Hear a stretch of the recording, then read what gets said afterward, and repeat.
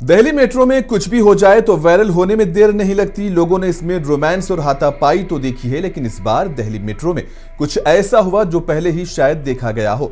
इस बार मेट्रो में सांप घुस आया है और इसके दाखिल होने से लोगों में खौफो हिरास फैल गया। इस पूरे वाकये की वीडियो सोशल मीडिया पर वायरल हो रही है। वीडियो में देखा जा सकता है कि लड़कियां किसी न किसी तरीके से खुद को सांप से बचाने की कोशिश कर रही हैं। आखिरकार एक लड़की ने इमरजेंसी बटन दबाने को कहा और ड्राइवर को वाकये के बारे में आगाह कर दिया है। ताहम वीडियो में सांप कहीं भी नजर नहीं आ रहा है।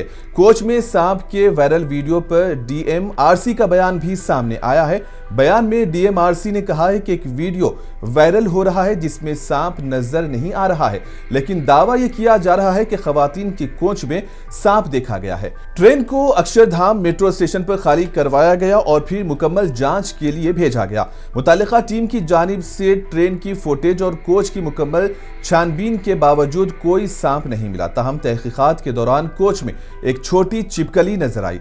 शायद छिपकली को सांप समझकर मुसाफिरों में खौफो हिरास फैल गया।